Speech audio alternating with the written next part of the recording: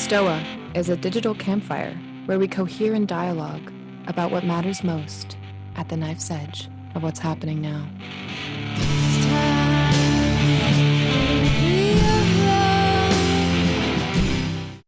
Ooh, the sweet song. All right, welcome everyone to the Stoa. I am Peter Lindbergh, the steward of the Stoa. The Stoa is a place for us to cohere and dialogue about what matters most at the knife's edge of this very moment. And no, I will never get bored of saying that intro.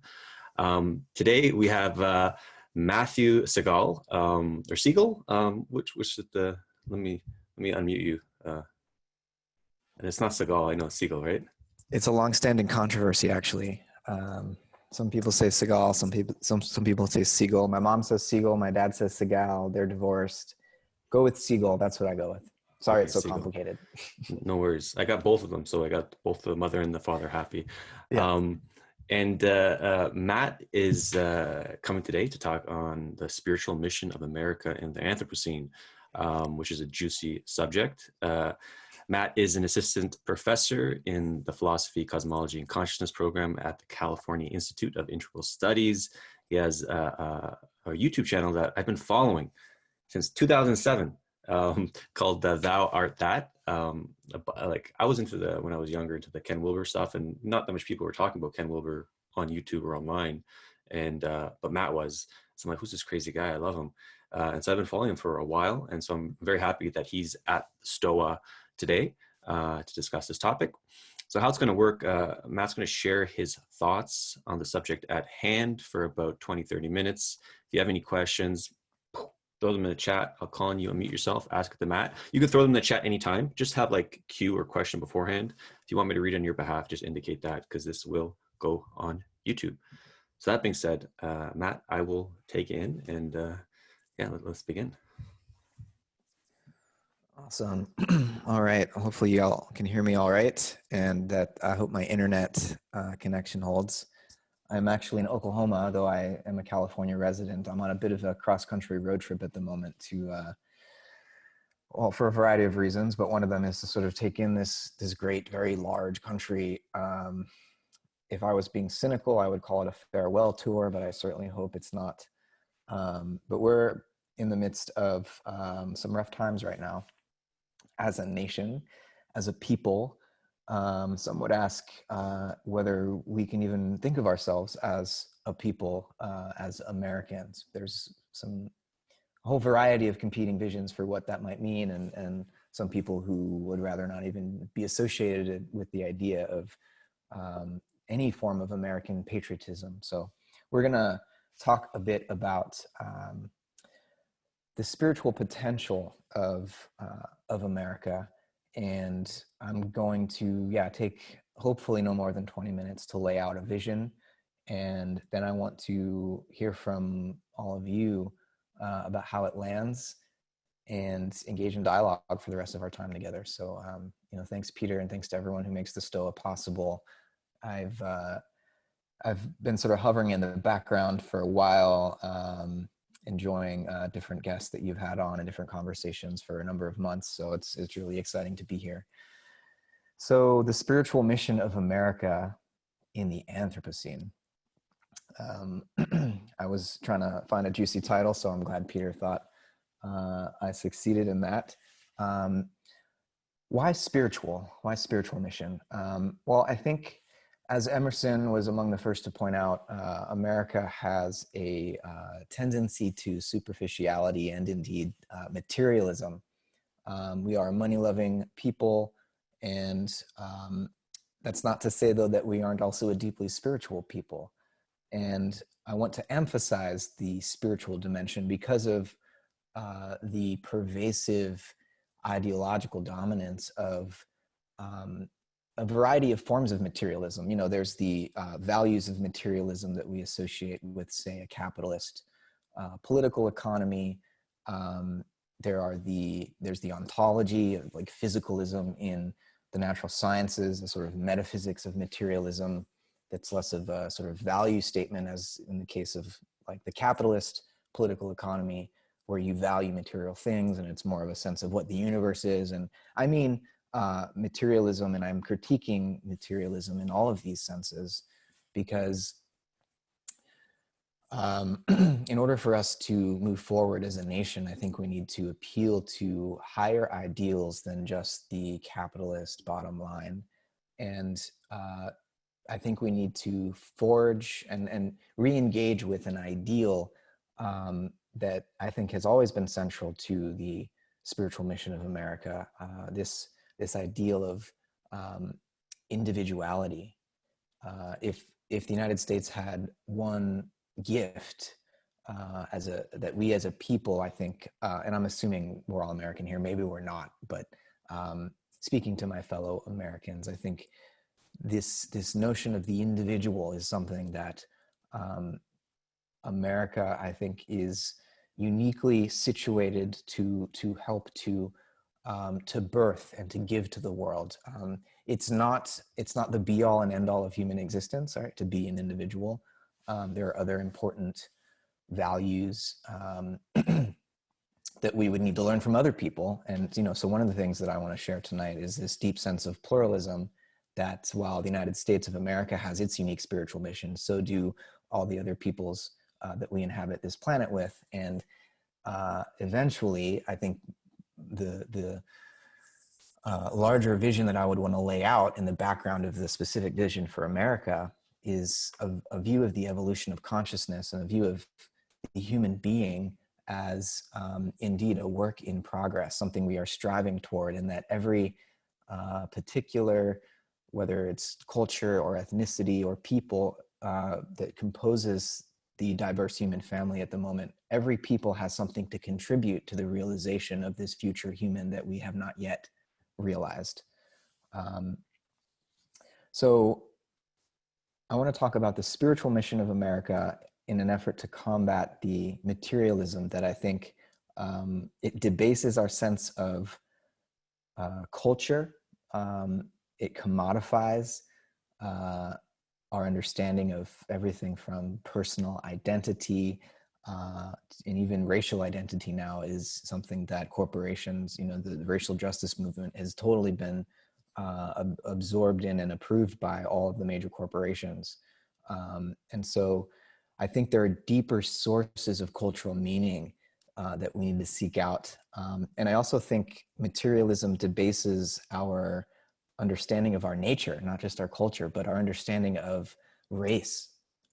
For example, we have this rising form, and it's not just the white nationalists. I mean, all forms of, I think, fantasy. It's I don't want to be too provocative here, but it seems to me to be a sort of pathological adolescent male fantasy of racial purity that's sort of driving this movement towards white nationalism in this country and around the world. And I think that's a very materialistic understanding of racial identity, as if it were based on genes or again, some fantasy of purity, where every biologist that I've talked to, when I ask them to define what a gene is, they give me a different definition. I think it's an abstraction that follows from a sort of reductionistic materialist understanding of the universe and of biological evolution.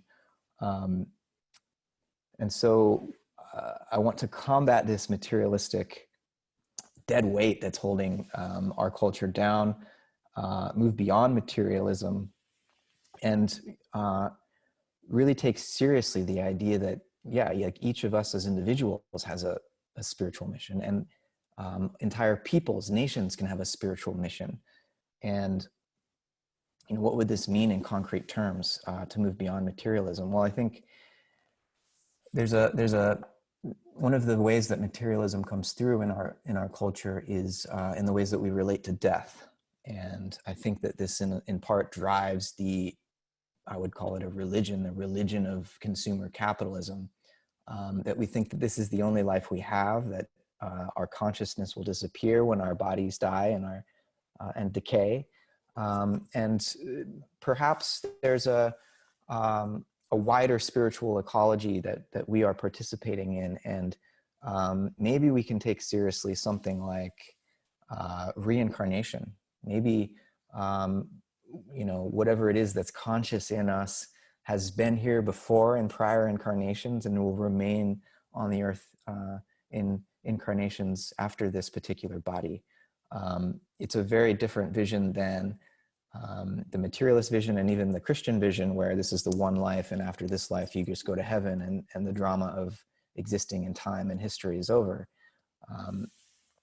So, I think there are profound political and economic implications to taking something like reincarnation seriously, because we may reincarnate as different, into different ethnicities in different lifetimes. And I think it helps us develop a shared sense of humanity, which again is something I'm trying to gesture towards here. So the spiritual mission of America in the Anthropocene. Why am I bringing the Anthropocene into this? Well, if we're able to solve all of our social and political problems, which is a big ask, we still will have to deal with the ecological crisis. We'll still have to deal with the delusion of human exceptionalism, as if the human being is not another animal that evolved out of the earth and shares this planet with a number of other species, most of which are bacteria that regulate the atmosphere. And so even if we solve our social and political problems, even if we figure out how to get along as human beings, we're going to need to deal with the consequences and repercussions of a century or so of the fossil fuel economy. I like to call it the petroleum interval over the last 100 years or so, where through fossil fuel and the energy that was unleashed by harnessing the power of fossil fuel, the human population has shot up from, I think it was something like 1 billion in the late 1800s, and now we're pushing 8 billion, I think now. So that's an interval made possible by oil. Oil is not going to be cheap and easy to get to for much longer. It's probably already more expensive to get oil to market than it is than the profit you can make from it. So that brief period of hyper expansion of the capitalist economy is going to come to an end. And whether that's already started or it happens 5 or 10 years from now, it's inevitable.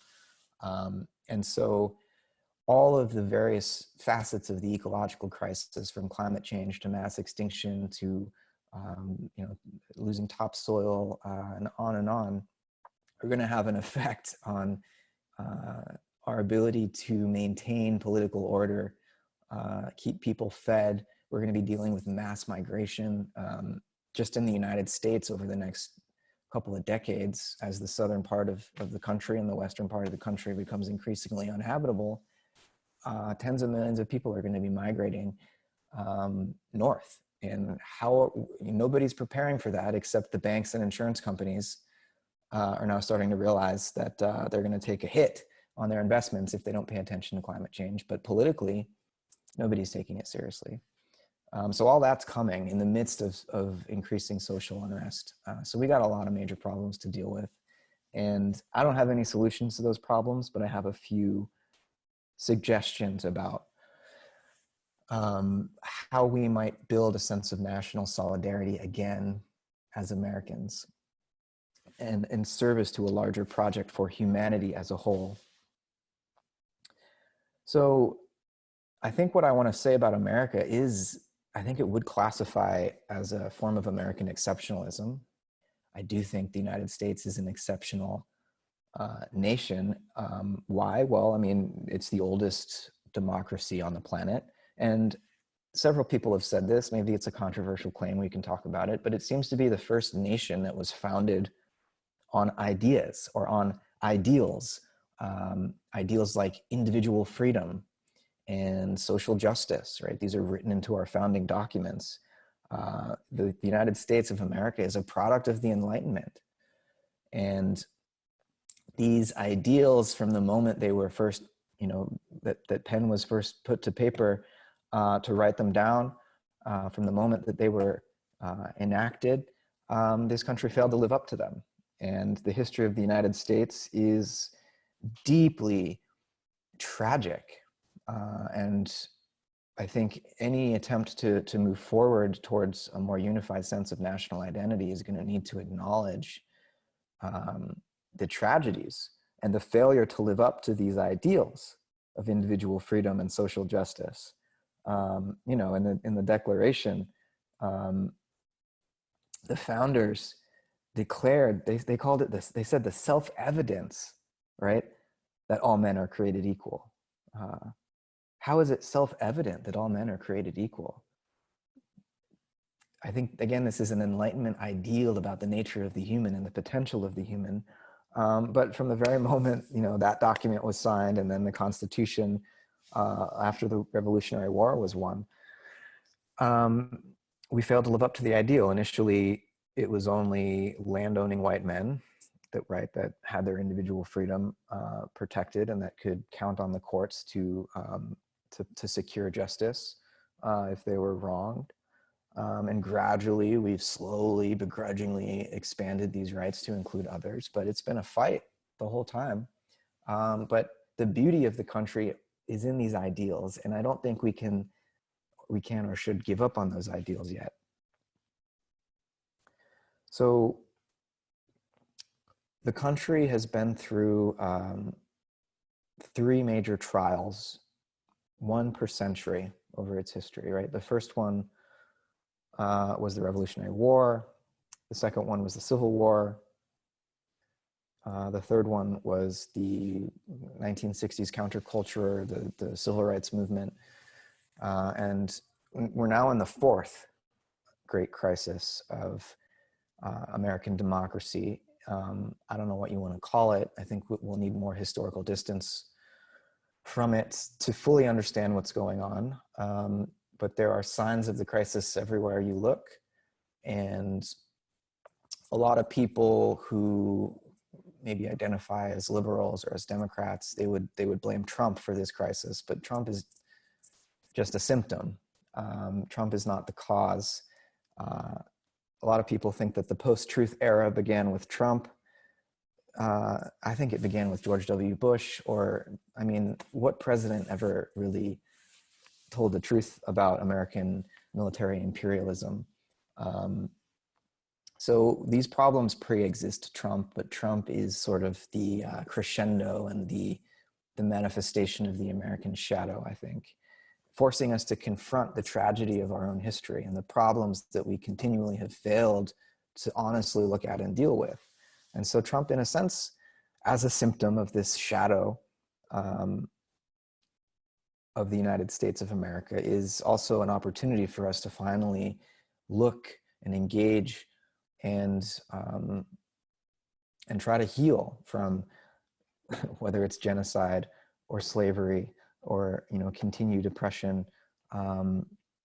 We've made progress, but we're not there yet. And I think Trump is sort of the final wake-up call that we really need to figure this out, to live up to the potential of the ideals that this country was founded on. So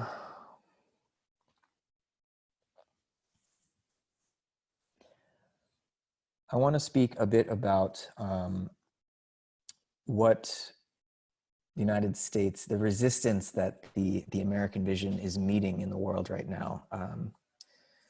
Alexander Dugin was on the STOA a couple of weeks ago, I think just last week. And I've only recently been exposed to some of his ideas. And initially I was very excited about his critiques of liberalism and of modernity in general. I share a lot of those critiques, actually, but when I started to learn more about the alternative that he wants to push, I was a little bit more skeptical. And you know, I think it's horrible that he's being banned from all the social media platforms, and that he's being just dismissed as, I guess, liberals and the tech companies dismiss him as a fascist, and he claims not to be a fascist.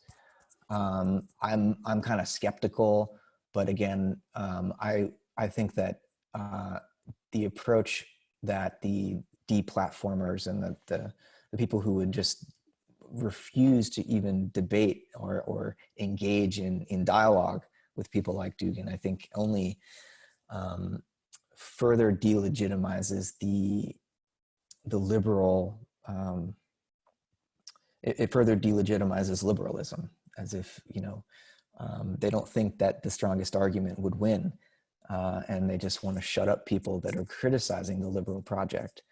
Because I think it's important to recognize the full depth of the American project as not simply a liberal project. The United States has yes, it's been dominated by a certain form of neoliberal capitalism, which has only become more powerful in the last several decades, and maybe we're witnessing its death throes now.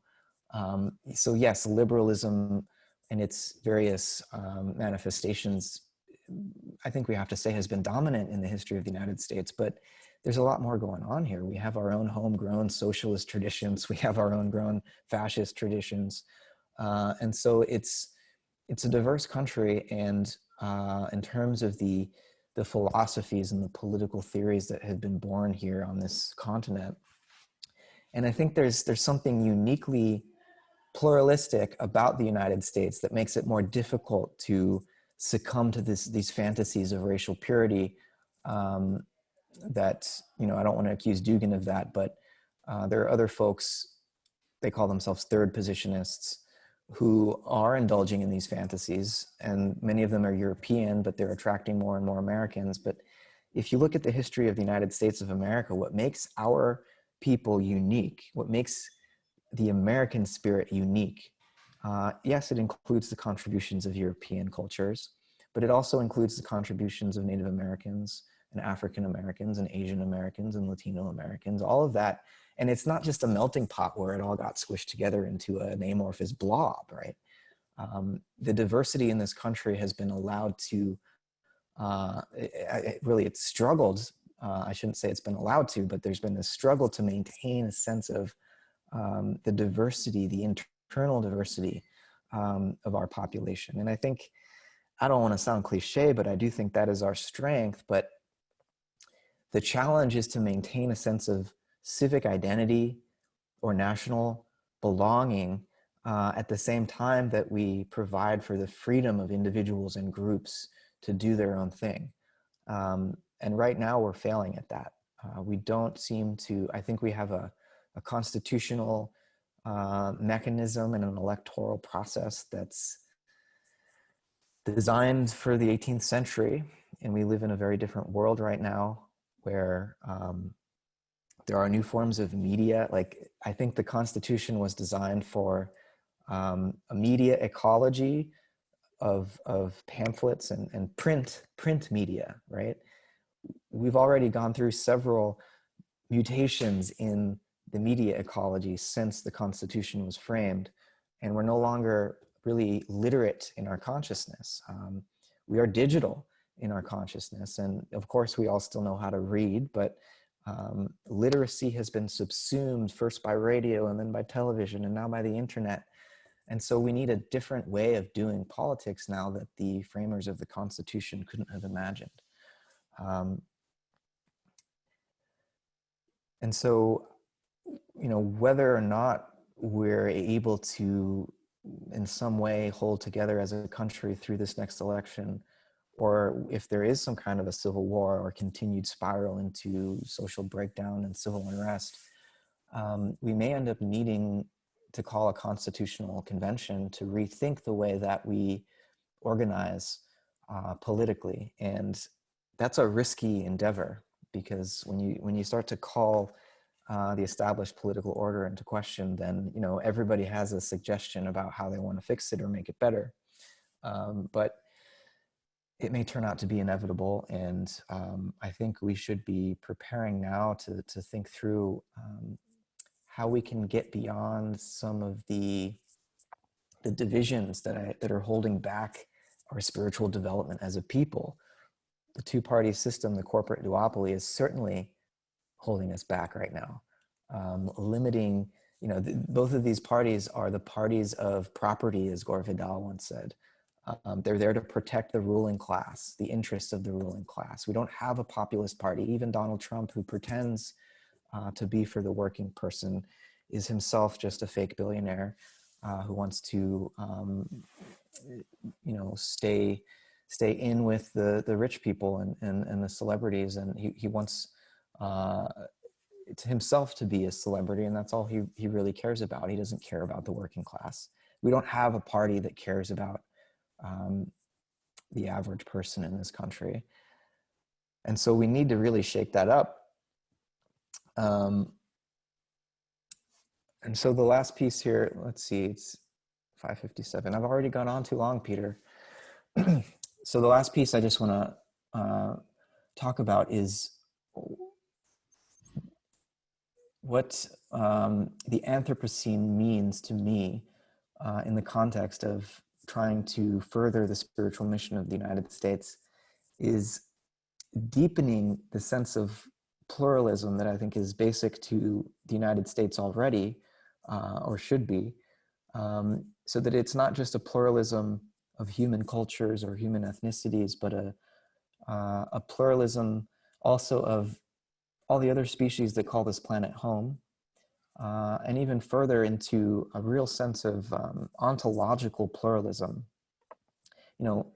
Liberalism and really all of modernity has had this vision of the human being as something set apart from the natural world. There was this division hewn between human society and the natural world. And human societies were supposed to be free or striving for freedom, whereas nature is just a deterministic machine and there for the taking, there to be turned into property so value can be extracted from it by human beings.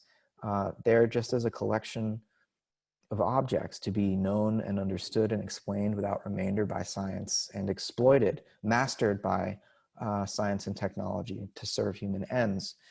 And that approach to understanding the human-earth relationship has been wildly destructive. And now, the chickens are coming home to roost, and we're facing, more hurricanes, more wildfires, more droughts. And that's going to continue to worsen, as I was mentioning earlier, leading to mass migration. And so there's a need for us to really break out of the anthropocentric and sociocentric mentality that modern people have grown so used to. We're going to need to learn to inhabit this planet as a diverse collection, not only of other peoples, but of other species, other modes of existence. And we're going to need new forms of diplomacy, a new sensitivity to the interests of non-humans. And my hope would be that, William James in the early 20th century gave a lecture called The Moral Equivalent of War. And he was trying to find some alternative to warfare that could unify a people, unify not only nations internally, but human beings as a whole. And, he couldn't have really foreseen the ecological crisis coming, but he gestured toward the idea that conserving the environment might be the moral equivalent of war. And, even Ronald Reagan once speculated about the need for some external enemy. He thought it would be an alien invasion to unite the human species. So the ecological crisis isn't exactly an alien invasion, because these aren't life forms coming from another planet. They're life forms from this planet that we've been ignoring for a while. And remembering that we share this planet with them, and remembering that we have a shared interest in protecting certain forms of life so that we can continue to cohabitate here, I think might be a source of unity for the human species. Because, ultimately, I don't think we were meant to be, I think it's a profound reduction of human potential to imagine that the best we can do is be a bunch of warring tribes or warring races or warring ideological groups, I think I'm not ready to give up. It's a faith, I admit, that something more is possible for our species. And I think, again, just to reiterate the particular role that the American project has to play in this is enshrining these values of both individual freedom and social justice as sort of orienting ideals that help us move forward as a species, protecting diversity, while also ensuring a sense of camaraderie and shared commitment to life on this planet together. So, yeah, there's so much more to say, but I'll leave it there, and look forward to hearing comments and critiques and questions. Thanks for your attention. Cool. So start throwing your questions in the chats. I'll warm up Matt with a question. I think I saw in a conversation you had with Jeremy Johnson about the tension you personally feel between being a philosopher and wanting to be in that state of unknowingness and at the edge of one's thinking, but also being a political actor and an agent in the world. And sort of like in order to be successful in politics, there has to be some extent of realpolitik, like it's like you got to be a little ruthless to get things done, especially when there's like a sense of urgency at hand. So how do you balance that? There's this idea that we have to kind of be a little bit ruthless to get things done, but at the same time we want to hold on to these lofty ideals that it's might be hard to achieve. Well, I mean, my hope is that the politics of ruthlessness is something that can be transcended. And I don't want to be naive about it, but part of this deeper pluralistic vision that I've been trying to articulate here tonight and in much of my work as a philosopher for the last several years, it involves a sense of political engagement as always the practice of diplomacy, and a willingness to empathize with those who may at first appear to be enemies. And so, yes, there's a Machiavellian, power dimension to the political arena. And I don't think we're just gonna be able to get, move beyond that entirely. And, there are certain things that I would be willing to fight for. But at the end of the day, I think my philosophical side, the love of wisdom is the abiding value for me, even when I'm engaging in politics. And that means I don't claim to have to already be in possession of the truth, and I know that I have a lot to learn from others. And so I think there's this diplomatic mentality that I think if we were all able to cultivate, might enable us to empathize with our political enemies, so as maybe to come to understand that we actually do share some interests, or that we could come to share some interests through dialogue that we didn't know we shared in advance of dialogue. So, the cutthroat part of it, I think, has reached such an extreme now that everything has grinded to a halt, and it's like we can't even do politics anymore. We're on the verge of war. So, that's kind of how I try to hold the philosophical and the political together, by being diplomatic.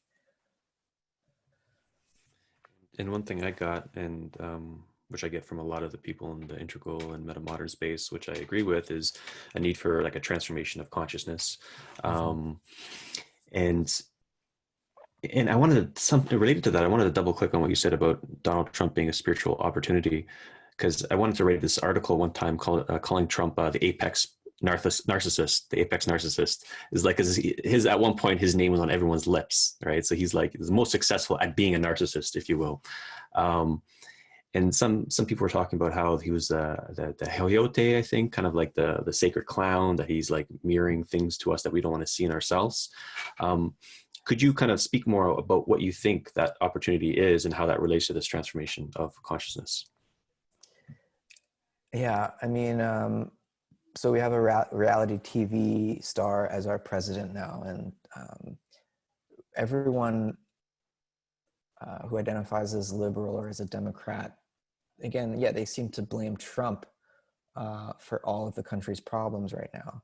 And there's almost this performative dimension to hating Trump. I mean, the folks on the right call it Trump derangement syndrome, and Rachel Maddow is like the ringleader. And you know, I think there are plenty of reasons to hate Trump, but at the end of the day, it feels, when I step back from the pageantry of our two-party political system, it all feels so performative to me, and almost like a kind of self-hatred, you know, projecting one's own shadow onto this easy punching bag.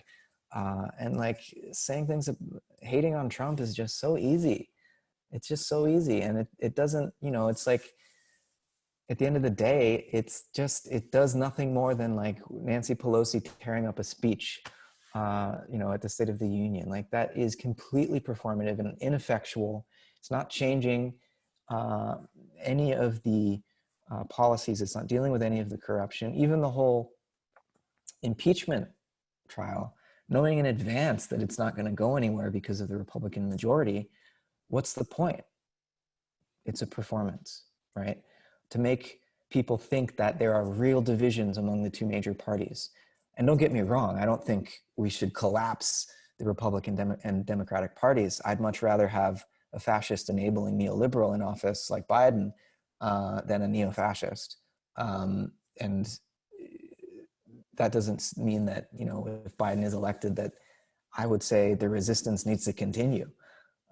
Because Biden is only going to institute neoliberal austerity, which is going to further inflame the class divisions in this country, which is going to lead to probably the rise of a more intelligent, more strategic, more eloquent Trump 2.0 in 4 years, you know? So just because we get rid of Trump doesn't mean these problems are going to go away.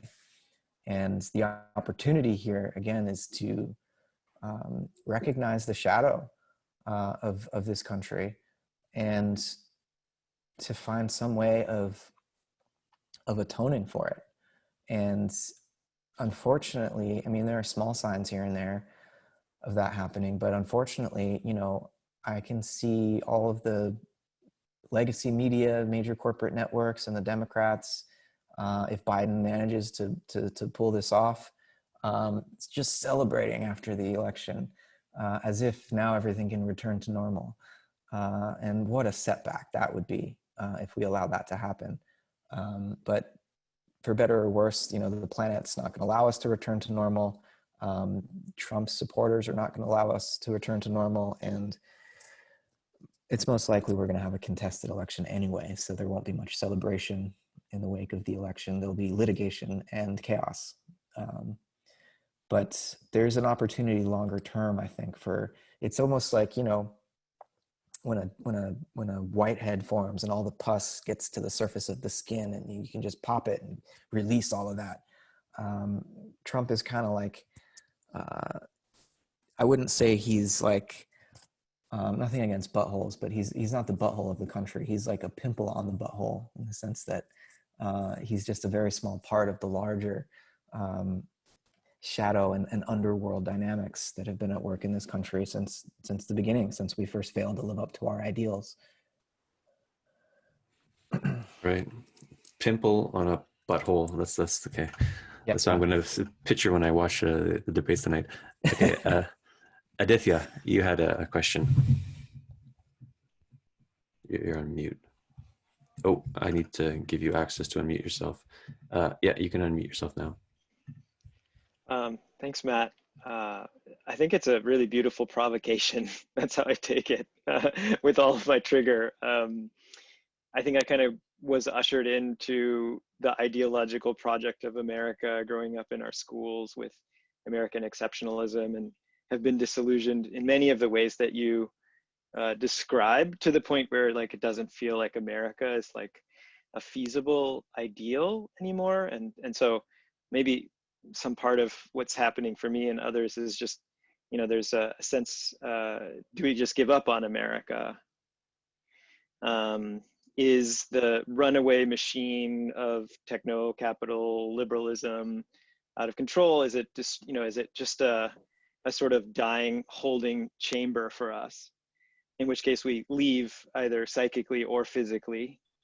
Or, we if you read like Hansi Freinacht in his second book, he has a like special chapter on America, which is basically like, yeah, don't worry about it. Like, it's not going to get to the end of the evolution of democracies, like, go cheer for the Nordic societies or other places. And, if you're in America, like, go to a farm and get your little tribe together and do something cool in your small, and, use maybe the roads, infrastructure, internet, money, capitalism to just give you a little safe spot to make a mesh of these little, meta modern villages around the world, and realize that your real impact or influence is elsewhere. This is something very appealing to me, and I see it contraposed against what you said as a challenge. It's like, no, well, we're also part of this machine called America that is, barreling towards destruction of the earth and many other things, racial and environmental, injustice.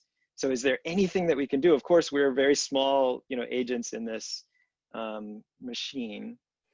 I think I don't know if I have a question, so a lot of it is a little bit of a reflection.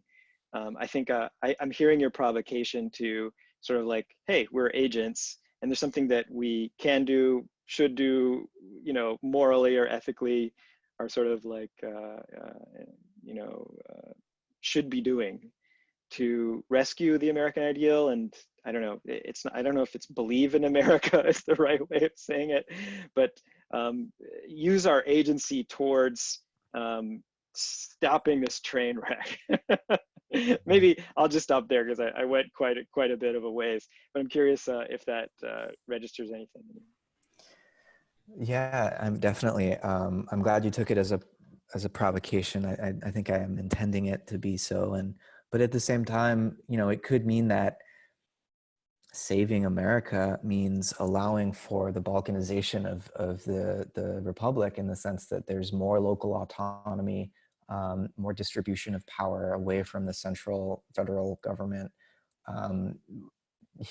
What do we need the federal government for, aside from enshrining certain rights, which I think are important, because without the federal government, we might still have slavery. We might, women wouldn't be able to vote, et cetera, because there are certain, I think, states that may have held out a little bit longer on some of those things, if not for the imposition of federal power.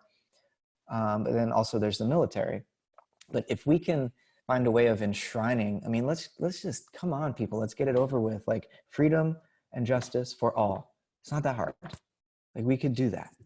And then with one thing that really frightens me about the devolution of power from the federal level, which again, one of the opportunities of Trump is like, he's thrown such a wrench into the executive branch and all the agencies overseen by the executive branch. There's been such a brain drain of the actual competent people who were still in government have fled all these agencies, whether it's the EPA or the State Department or anyone else. And he's installed these political figureheads, at the heads of all these agencies. And I don't know that the executive branch itself can recover from that, the deregulation of the Trump administration. And so it might be a good thing for the power to be more distributed among states and municipalities, but it's the Pentagon that worries me. It's the national security state that worries me. It's this giant, aging military behemoth that's full of very traumatized and increasingly suicidal soldiers, that's sucking up trillions of dollars. They don't even know where the money's going. I think they're just dropping it out of airplanes over the ocean for all we know. And what is all that military power where is it gonna go? Like, these guys, these generals, they don't wanna just let go of that power, And so I worry about that, but if maybe we need some extraterrestrial help for that, I don't know. But if we can deal with that military issue, then I do think it's probably a good thing for us to start thinking more locally, you know, return to the land, start your biodynamic farm, and try to eke out an existence that was more like the way things were before the petroleum interval, because that's coming to an end, and we need to figure out how it used to be done. Hopefully we can still keep cool things like the internet. Maybe we can have some electric cars and stuff, but we're going to need to change our lifestyle. Like, I don't know that Dick Cheney was the first one to say this. The American lifestyle is non-negotiable. But if it's not negotiable, then we're going extinct pretty soon. Yeah. Can I follow up just on that? Briefly. Okay, it's just a question around, it sounds like there's, you know, you were talking about constitutional convention, so there's a kind of idealistic view, hey, let's actually recreate everything, which kind of seems like what Hansi might say, versus let's just gracefully dissolve this thing called America, let it balkanize, take care of the military and or some other things, let it die in a slow way so it doesn't hurt the earth, and that'll be our spiritual, you know, responsibility, and we will have done that. So I'm just curious if you have a comment on that. Which one? Well, I think you could do both. We could have a constitutional convention to rethink the Constitution in even more federalist terms, where the federal government goes, even if we just reset the thing so that the federal government has the limited power that it used to have. You know, and I think we do need, though, ways to enshrine protection of individual rights, and we need to enshrine some form of environmental regulation. That can't be done locally because, you know, watersheds and the atmosphere and the oceans and stuff, they don't respect our borders. And so we do need some kind of, I would like to see there be some kind of a governing structure that can help us keep track of things like that, while at the same time, as much as of the decision making and the economic exchange that we can keep local, we should let be local. And corporate charter law would definitely need to change. I think we need to really rethink the way that we let corporations come into local communities and suck out all the money. You know, it's destroying this country. It's destroying the family values, the local, the localist values that conservatives tend to have, and why they're the ones that are pushing the capitalist machine so fervently when it's destroying the family values that they supposedly love and cherish. I don't understand. But you know, I think I wouldn't want to have to choose between a new constitutional order and just this slow, I wasn't imagining it as just a decay and a collapse to localism as like the lowest common denominator, but we can intentionally cultivate that type of a society, re-empowering local communities to make a lot of decisions themselves, and to, you know, I think we should allow for local currencies. We can't allow, if Congress is going to give over its power to coin money to a quasi-private central bank, we can't have a democracy. We need to allow every local community to have its own currency, and, you know, you can exchange currencies and stuff. But I think freeing up some of these old economic ideas would help foster the rebirth of that kind of rugged individualist American culture that I do think can be a gift that this country can offer to the rest of the world. Cool. Elf, you had a question.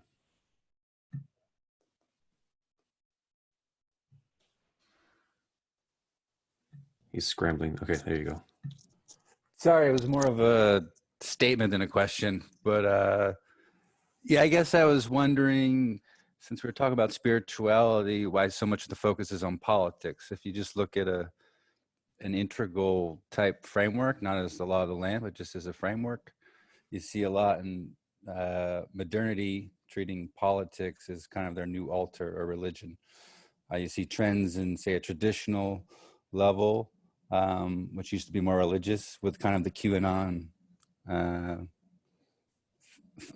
phenomenon happening. In postmodernism, you see social justice warriors, and I'm agreeing with it, but what some would call an anti-racist religion. I think it's interesting to see how it becomes dogmatic. So I'm just curious, I'll throw the question then on, like, where do you see the direction of spirituality going? I think someone mentioned Hansi. I think he kind of points a direction there of a secular, pragmatic approach, but just curious what you think. I think one of the vicious abstractions that the modern world brought into existence was this idea that we could somehow keep church and state separate, as if religion could just be privatized, as a matter for the interior life of the individual private soul, whereas politics would be a domain where we engage according to these purely secular norms, because we can see how in practice that's never been possible. Evangelical Christians certainly don't respect the boundary between church and state, but nor do progressive Democrats, and Black Lives Matter protesters, I think, are in a way reinventing Christianity, but without God, in the sense of the real emphasis on social equality and taking the side of the oppressed. I mean, I hear Jesus in a lot of what's being said with a racialized, some racialized language put onto it, but it's I think, BLM in particular has, from what I understand, sort of been chosen by corporate America to play a certain role in this conversation, to steer us away from questioning issues of political economy that are at the root, I think, of racism in America, and instead to focus on, let's just make sure that there are more Black billionaires or more Black corporate executives, or more Black political leaders in the Democratic Party.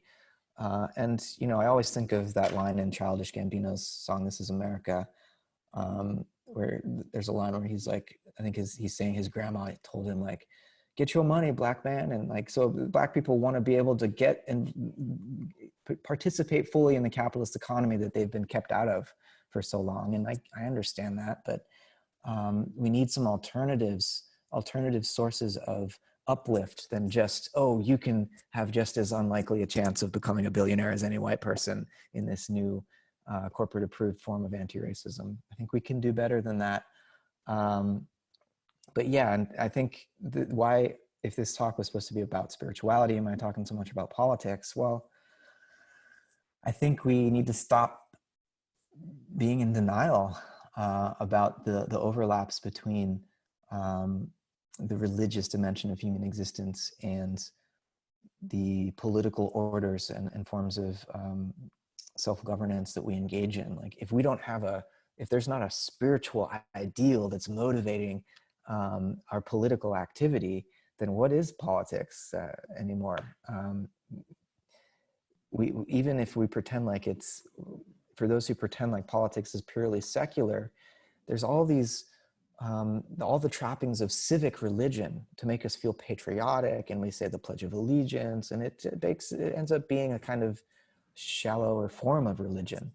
And so why not just go all the way with it? And then it's not like anything goes. I think there's a need to find the deepest spiritual impulse that's at the base of all the world religions, that emphasizes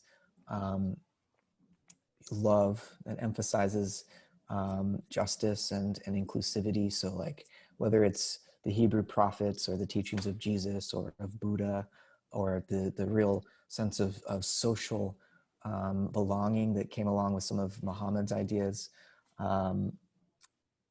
we need to draw on this deep well of wisdom in search of a planetary spirituality that still, I think, can preserve a lot of the religious diversity, as long as we're connected at a deeper substratum of our spiritual life that connects us to these ideals. No, that's a good point with separation of church and state that I think many overlook. I guess just where I get caught up is, like you called it, a political theater, and I couldn't agree more, but sometimes I think there's a yin and yang component. We need to do the inner work as well to then go to the marketplace, as they say in Zen. So I think that's the part that gets overlooked. You pointed too nicely with the shadow, but I'll shut up now. So let someone else get a question. Yeah, thanks, Alf. So we're approaching our allotted time. Do you have maybe 10 minutes after to hang, or do you have to leave? No, I'm good to go. Mm-hmm. Okay, cool. Nick, you had a question. Thanks, Peter. So hi, Matt. It's Hey, Nick. how lodging abstractions like nationalism at the heart of our identities is not the root cause of the meta crisis, and also a generator function of self-termination.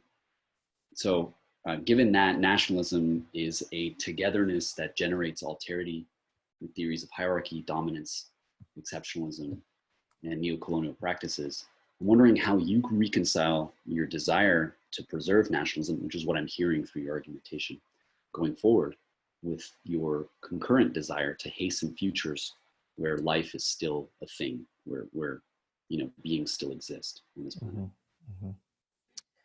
Yeah, well, I think multicultural and even multinatural nationalism is different than like an ethno state or an ethnic type of nationalism. Multinaturalism is a term that the anthropologist Eduardo Vivier de Castros has come up with to emphasize the way that nature is not just some finished unity, but it's made up of a proliferation of different organisms, and it's constantly evolving and open-ended. And so it's his contrast to multiculturalism, which is a shallower form of pluralism. But in any event, yeah, if I thought that human beings were ready to just leap into planetary consciousness beyond the more local attractors of a nation state, then yeah, let's go for it. But I don't think we're there yet. I do think we need to avoid the temptation of race-based nationalisms, because race is another one of those vicious abstractions that the modern nature-culture division has foisted upon us. We're all more or less hybrids, and biology is way messier than some of these race purists would like to believe. And so we need to avoid that kind of reductionism and think about, and this is why I think the United States of America is unique in the sense that it's so pluralistic and multicultural from the beginning. I mean, all the misfits from Europe escaped over here because of their crazy religious ideas and the lack of tolerance for those ideas back in Europe. And they met, when they got here, a plurality of indigenous peoples with, that there were probably 1,000 different languages spoken on this continent in 1500. One of the biggest tragedies of the history of this continent post contact with Europeans is I think we need to call it genocide, even though the majority of the death that happened was a disease vector. And the Europeans didn't intend that. They had no idea that they were bringing these old world diseases that, because of cohabitating with animals for thousands of years, they were less susceptible to. But native populations, the statistic that seems to be most widely accepted now is between 1500 and 1650 or so, about 90% of the native population died as a result of disease and being enslaved and pushed off the land, but it was mostly disease. And so, but still there was a major cultural transfer into those early settlers from Europe, from the Native Americans. And the African slaves that were brought to this country also developed, it's almost as though, by the slavers allowed the slaves to practice Christianity. And then before they knew it, they started to get worried because they were understanding the teachings of Jesus deeper than the white people did. And I think there's a way in which the promise of the United States is the way that these diverse cultural streams have flowed together to give rise to a uniquely pluralistic conception of what it means to be a human being. And in that context, with that ideal, coming together as a nation to protect that ideal, we need to stop imposing our version of freedom onto other people in a militaristic way. But to be, I don't think isolationism is a bad word when we're talking about the military. I want to be open as a country culturally to other peoples, because that's the very, I think, the nature of the American psyche, is to be pluralistic in that way. So yeah, it's nationalism. It's maybe patriotism would be a better term for it.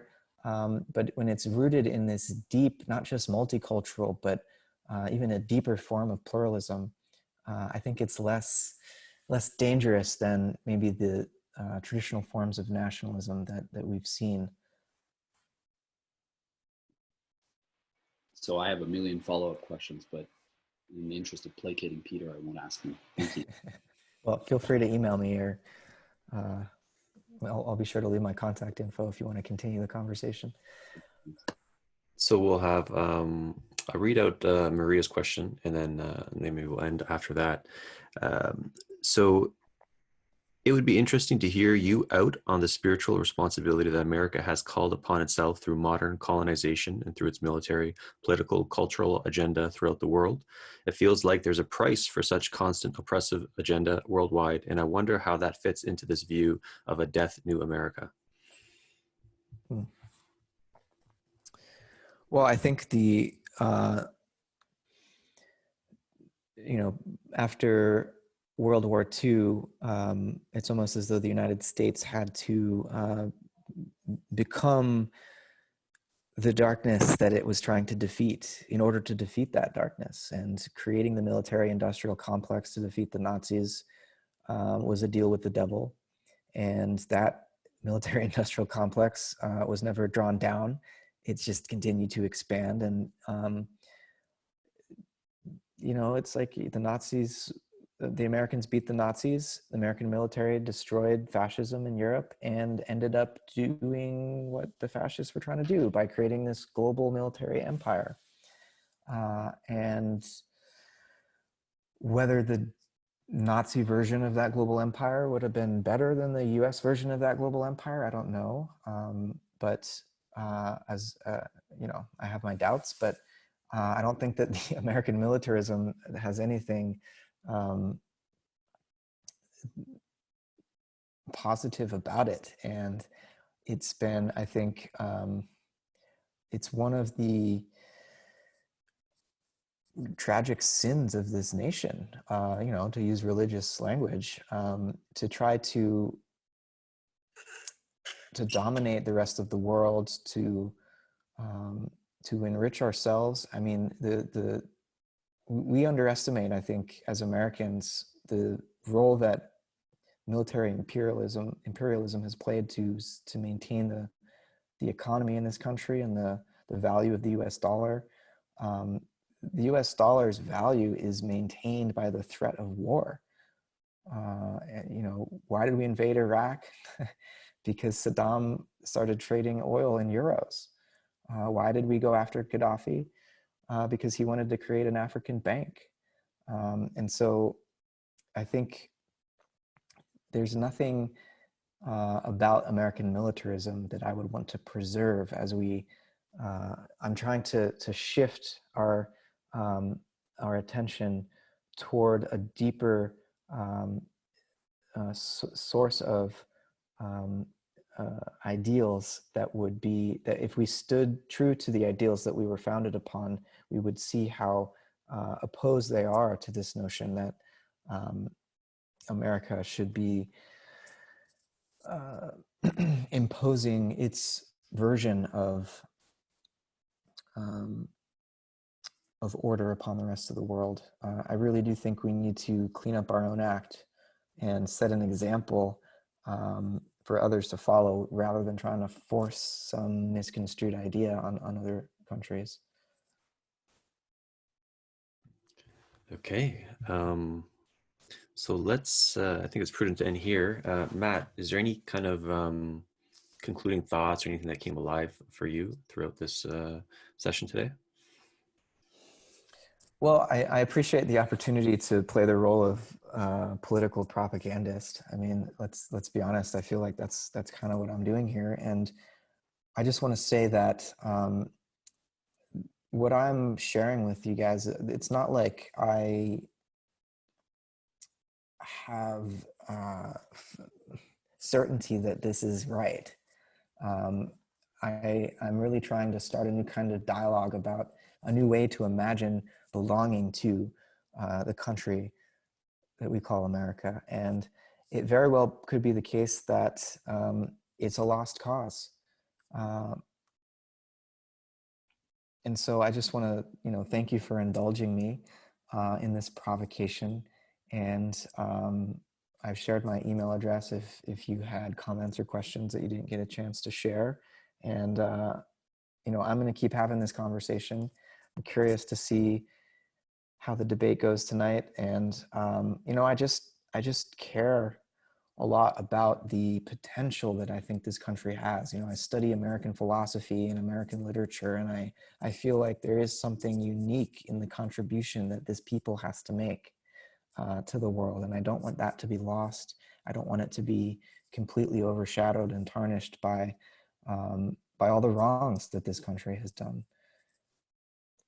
So yeah, again, I appreciate your attention, and I want to encourage the STOA to keep hosting these dialogues. It's amazing the diversity of perspectives that you're able to mediate between here, and I think that's part of what I'm talking about, as I think a source of hope that we can engage in dialogue across difference, not so that we can all become the same, but so that we can learn more about ourselves by encountering difference.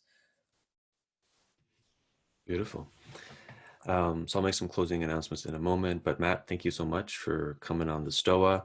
One thing I really appreciate about you is, and I just wrote this in the chat, is your ability to maintain what I consider a true philosophical disposition and temperament, yet at the same time explore and delve into these ideas that are important in our present moment at the knife's edge. That being said, let us plug an event that is coming up in 20 minutes. Painting with Words, Loving Transformation or Something with Tim Adeline from the Voicecraft Collective. This is going to be, I don't know what it's going to be actually, some kind of like artistic conversation thing. I'm quite looking forward to it. So you can check that out. And then right after that is the debate, which I'm nervous about. I feel like it's going to be a shit show. But yeah, so buckle up for that. And I'll put some links in here to the STOA. Anyways, you know the drill, the stoa.ca. We have a Patreon and a Substack. So that being said, Matt, everyone, thank you so much for coming to STOA. Thanks, everyone.